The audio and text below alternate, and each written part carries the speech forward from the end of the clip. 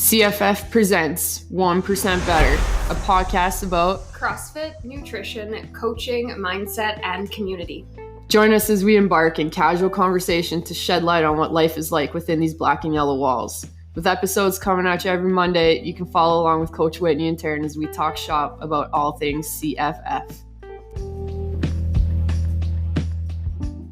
Episode 56. Oh, I almost said 55. I stumbled. 56. We're on 56 today. Today we're talking, this is a theme we talk about a lot. We're going to talk about sort of bigger picture stuff. You come in, you grab your fitness program, sometimes you grab that nutrition program, and it just not being enough. So we're going to talk about the other 165 hours in your week. The 3 hours you spend in the gym, and then the other 165 hours outside of the gym.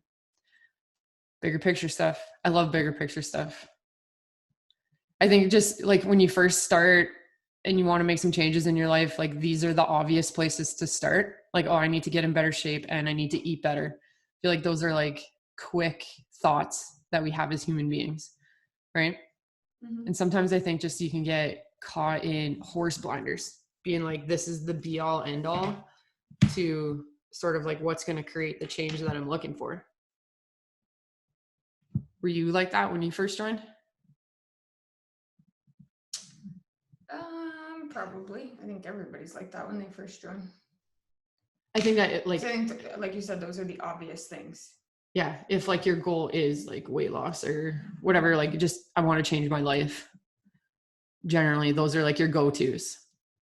What are like some things that you think that people don't think about?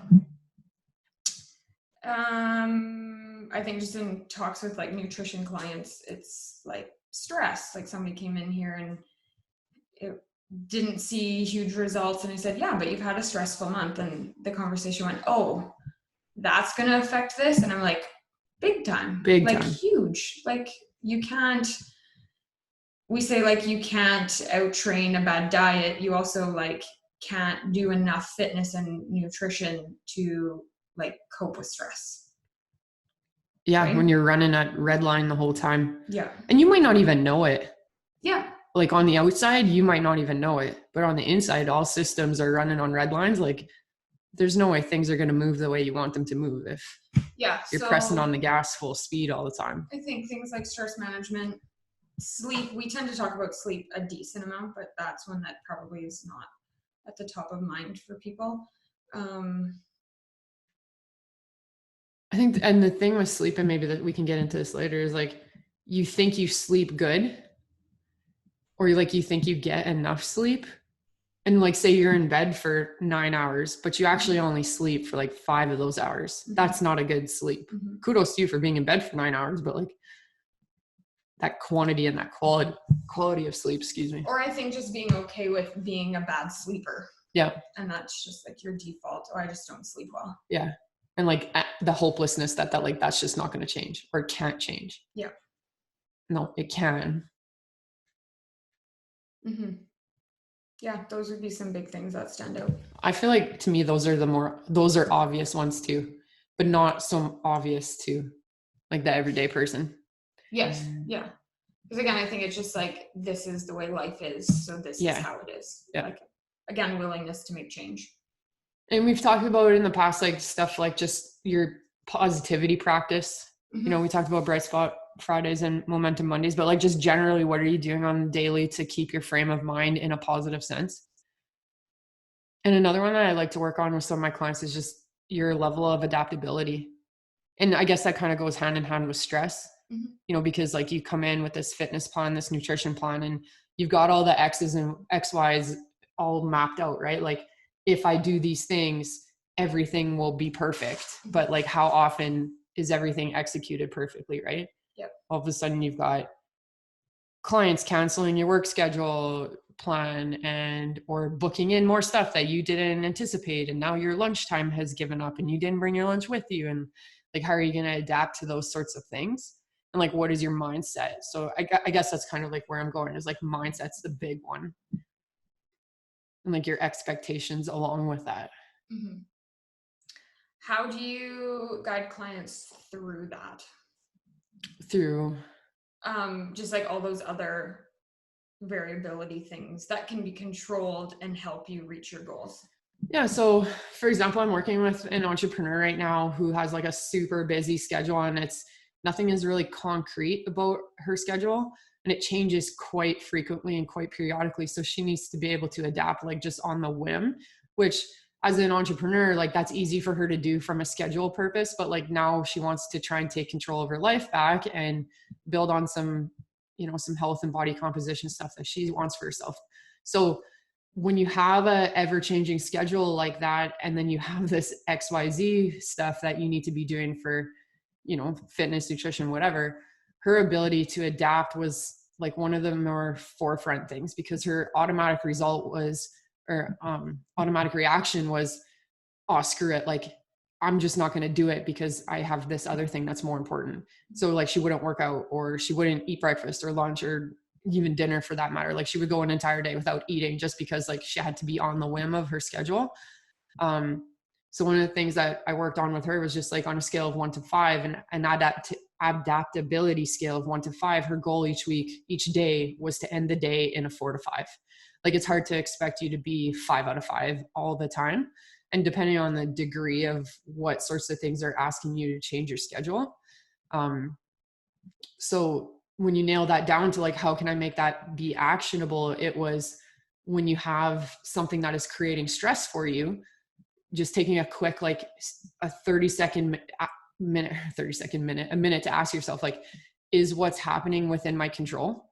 If the answer is no, then like the next question is, what is within my control? And that's your answer to how you adapt to whatever stress is being placed on you. And I think that just after 2 weeks of working with her through this, she took it initially as like a food and fitness type of application only. And she was now applying it to like her family and some of the work decisions she actually had to make too, because she was having success ending the week in a 4 to 5 state just with fitness and nutrition. And the more that she practiced it on the daily, it became easier. And so now all of a sudden, the thing that is creating the most friction points is now making it easier for her to hit the check marks on the more obvious things like food and working out, for example. So I guess it's just like, you think that food and nutrition is like your biggest obstacle, but no, those are like the obvious things. It's the things that you're not looking directly at that are making you or impacting you on the decisions that you're making. And for her, it was her level of adaptability. Did you set her up with any other strategies to help with being adaptable aside from just like the control aspect of it? Yeah, I mean, you boil it down to like, okay, for her, it was setting a reminder on her phone that she had to eat breakfast before she went for her workout. Then she could work out, and she had to pack her lunches the night before. And I mean, given the specific food parameters I had given her, her lunches needed to meet that, but it was just stacking habits on top of other things she was already doing. So we're trying to create new routines, right? So at night she would do a certain thing, and I said, all right, you're going to pack your lunch at the same time while you're doing that. You get up in the morning, you know that you sit at your kitchen table and you're drinking coffee and doing your 5-minute journal or whatever it is that you're doing.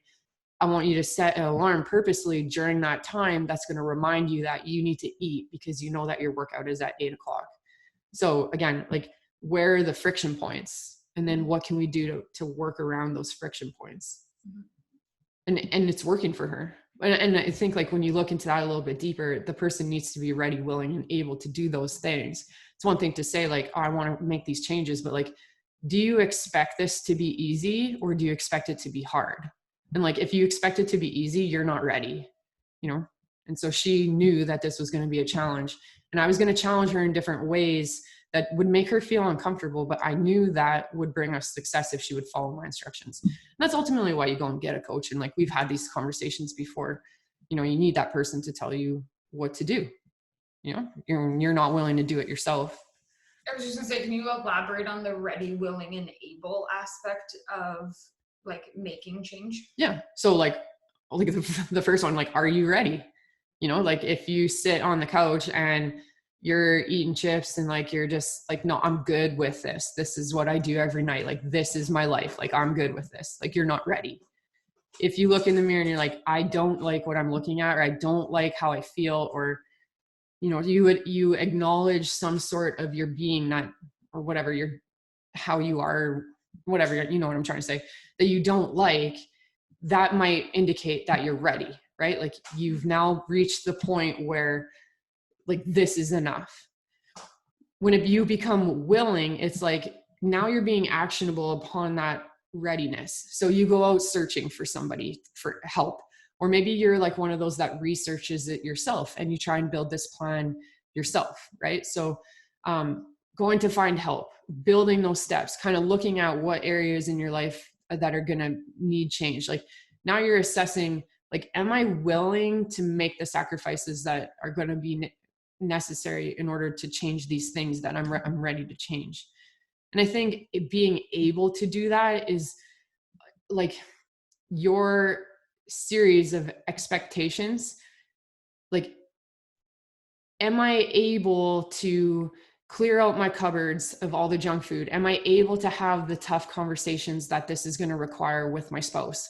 Am I able to time block in these workouts in my week so that I know that they're going to happen? You know, so like, are you now actually being actionable about these things that need to get done? Like, so it's like, you know, you need to change, you say you want to change, and now show me that you are ready to change. So it's just like taking it from words to actions, I think. And I honestly think that that step between willing and able is where people get lost, or they don't have the right expectations or the right environment or the right support system to help get them from that second to third step. And that's where it gets lost. You know, just because you buy a nutrition program or you pay a gym membership doesn't mean you deserve the results. You have to put the work in, and that work is going to make you feel super uncomfortable. And it's like, just, are you willing to deal with that? If you just shut the door and say like, this is too hard, or I only drink on Saturdays instead of drinking the whole weekend, and so why am I not seeing the results I want? Like, you know what I mean?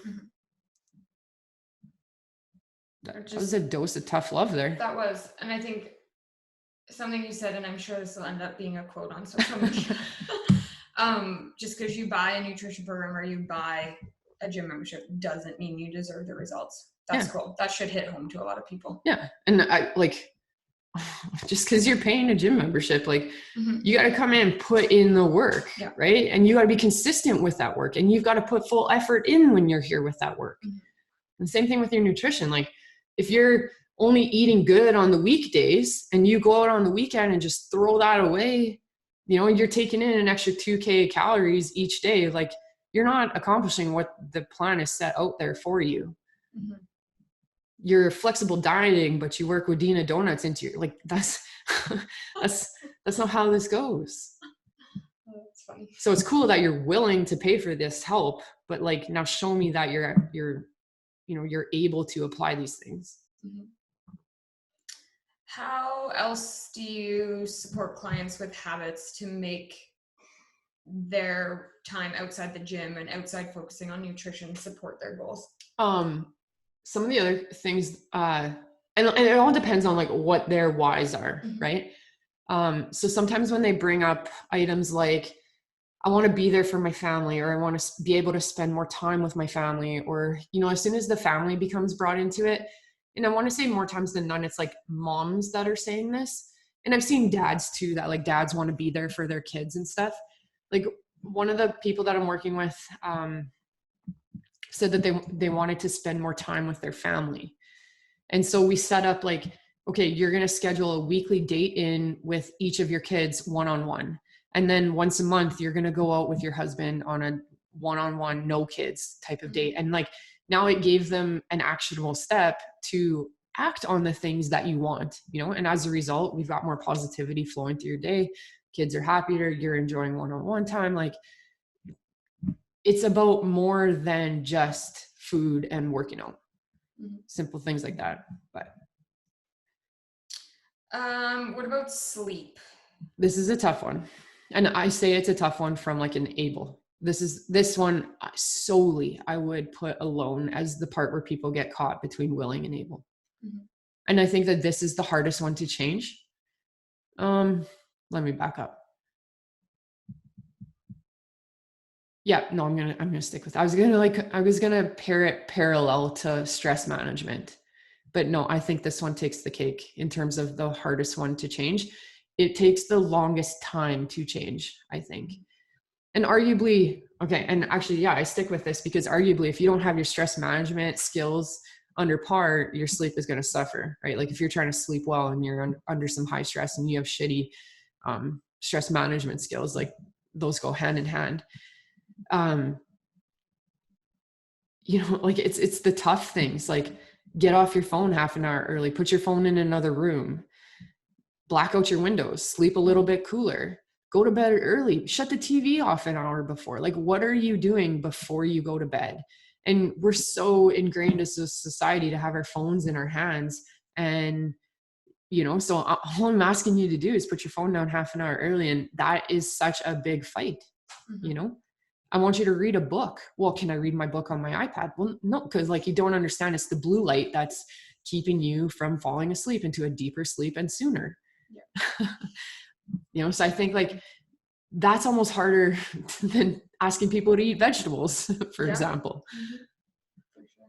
Well, and I think sleep too, like you said, it takes longer to change. I think because you put in all this effort and then all of a sudden you don't sleep well or you're still in that same routine, like it's easy to get discouraged from that. Yeah. Like it does take time and it's not this instant thing. Like you can come to a workout and you can feel awesome and great and your energy's high and you feel fantastic, but it's not the same when you go to tackle sleep. It's not an instant gratifying thing, right? Yeah. And again, we're such a society driven on that. Mm-hmm. And I feel like sleep could be one of its own episodes. And I've actually said that in the past too, is like all the hormonal changes that happen overnight, all the recovery related things, the stress related things, like again, that goes back to being a hormonal thing. Like sleep is where the magic happens. And yet we fight the most with it. Mm-hmm.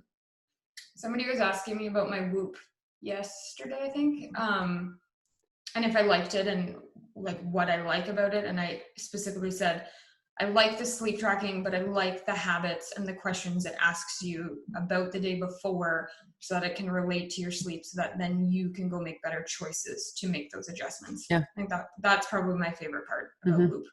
Like forget about the strain and all of that stuff. I think just the relation or the correlation between sleep and the choices, food related, stress related, activity related is huge. Yeah. Yeah. Again, the biggest item on the list. Mm-hmm. Like all the choices that you make throughout the day impact what kind of sleep you're going to have that night. Mm-hmm. And what kind of sleep you have that night impacts the choices you're going to make the next day. Yep. Right? Like you wake up from a shitty sleep and then you eat junk food or you crave way too many carbs and just the sugar, to keep your brain going because you're so tired. Yeah. But if you would have backed up, you know, the decisions that you make 2 or 3 days ago impact what happens there. But we're so like blinders, what's right in front of us. Mm-hmm. Yeah. Do you have anything outside of fitness and nutrition and all the other stuff we've talked about that we haven't touched on that you think people should be focusing on during their day? Daily movement. The underappreciated effect of daily movement. So going for a walk. I mean, that's my automatic resort because, and I like that one because like most of us have desk jobs, mm-hmm. right? You sit all day. Mm-hmm. Your workout in your day is not enough to count as daily movement. And quite frankly, it's too high intensity for the type of reasons why you're doing a daily movement piece. Again, going back to like the same reason sleep is important, that daily movement is important for hormonal changes, stuff like metabolism regulation, you know, so that you can burn more energy at rest just because you've gone for a little low intensity walk in your day. Stress management, you bring that into it, same reason. And it's kind of, I laugh on the inside when you bring up, okay, I just want you to go for a 10, 15 minute walk when we're setting up our habit tracking with our clients. And they're like, you know, I'm sure somewhere on the inside, somebody feels like I'm paying you to tell me to go for a walk. Like, I know that, like, yeah, I know you know that. I know you know how that you need to eat well. I know you know that you need to sleep, but like I'm asking you to do this and I'm now holding you accountable to go and do this because I know exactly what the reasons are why we're doing this. I think aside from daily movement is the support system around you and what type of environment you're in. Like, who does this affect other than just you? And now we need to build some strategies around dealing with those people or things or whatever, like whether it's your dogs, maybe, which is an easy one, right? Like, okay, cool, let's go walk the dogs because that's going to help you and them. Yeah. I mean, when you lay it out like that, like it's not just about the 3 hours that you spend in the gym and it's about the actual 165 hours of your week. Like when you look at it from that outside perspective, then you can truly hold the weight of the decisions that you're making, you know? Then you can truly understand that like why things are or aren't changing and what type of transformation it is that you're looking for. We want this outer transformation where like my clothes fit better, I look better naked, I whatever, right? Like, but if you can look at the other 165 hours, you get this type of transformation as a person because now you're encompassing all of these other things, right? Like all the things that we talked about. I don't need to rehash them there. And I think people forget too that like when your body is happy on the inside, it will do the things you want it to do on the outside. Yep. Like when it's like settled and happy, your body composition will change the way you want it to, and you'll be able to do more things in the gym and all of that. Yeah. 100%. Cool. There you go. 165 hours. So we want to know, because we always ask the listener question at the end. And I love that we get responses. Like, I love that. That is probably my favorite part each week is when someone sends a message and they're like, okay, here's my answers to your podcast question. In regards to your other 165 hours, where do you think is the biggest impact place you can make change to? Like, what is the thing that would make the most impact if you could work on it? That's my question to our listeners. What's your answer? Like if we're taking nutrition and fitness out of it. Yeah. Probably stress management. Okay. I'm going to go sleep. I need more sleep. That's mine. Whoop leaderboard tells me that you also need more sleep. You're sitting at the bottom. All right. As always, follow our socials, Facebook, Instagram. Give us your feedback on our listener question, and we'll catch up with you next week.